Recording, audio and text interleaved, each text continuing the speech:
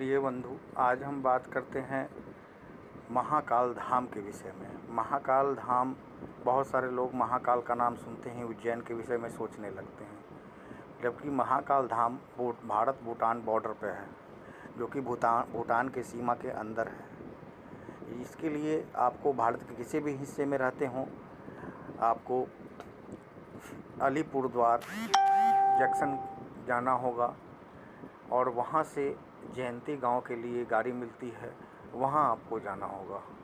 जयंती गांव बक्सा tiger reserve area में आता है और वहीं से उसकी शुरुआत होती है।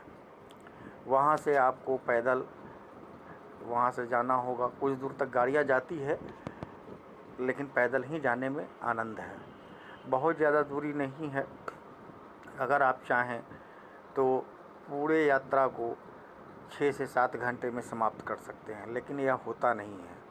होता इसलिए नहीं है कि भीड़ शिवरात्रि के दौरान काफ़ी होती है।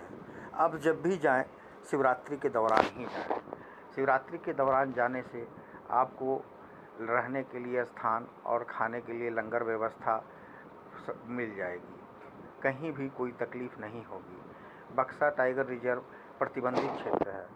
उसमें जाने हेतु परमिट बनाने की आवश्यकता होती है, जो कि वहीं बक्सा टाइगर रिजर्व से पहले ही बनता है उसमें। लेकिन अगर आप शिवरात्रि के दौरान जाते हैं तो शिवरात्रि के 1-2 दिन पहले और 1 दिन के बाद तक किसी भी परमिट की आवश्यकता नहीं होती है। अतः आप सुविधाजनक तरीके से जा सकते हैं।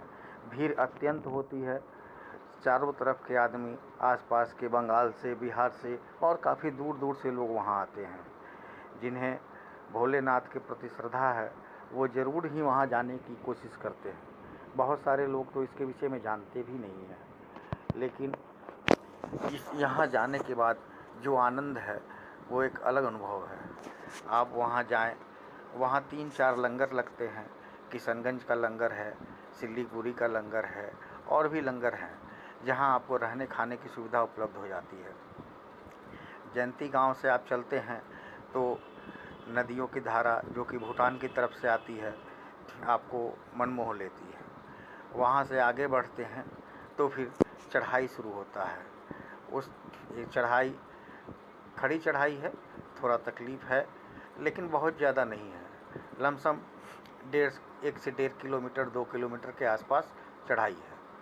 ऊपर पहुंचने पर एक विहंगम दृश्य का दर्शन होता है और चूने पत्थर की प्राकृतिक गुफा में भगवान शिव और माता पार्वती विराजमान हैं, जिनकी आराधना की जाती है।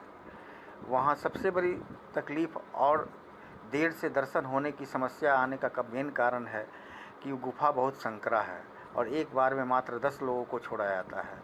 जब तक वो 10 लोग दर्शन करके बाहर नहीं आ जाते, तब तक दूसरा कोई भी व्यक्ति अंदर नहीं जा सकता। इस कारण आदमी की संख्या कम होने के बावजूद भी समय काफ़ी लग जाते हैं। शिवरात्रि के दौरान तो लोग 36-36 घंटे तक लाइन लगते हैं। हमारा भी इस वर्ष 2022 में 28 फरवरी को मैं वापस हो गया। फिर रात में लंगर में रहा, फिर 1 तारीख को शिव भक्तों की सेवा की लंगर में, और 2 तारीख को सुबह में फिर से गया, लेकिन भीड़ देखकर फिर से वापस आना पड़ा। किशनगंज लंगर के ही हमारे अपने मित्र चंचल दास जी ने मुझे फिर से ले गए उसी दिन, तब जा कर के मुझे दर्शन हो पाए। अति मनोरम जगह है। आप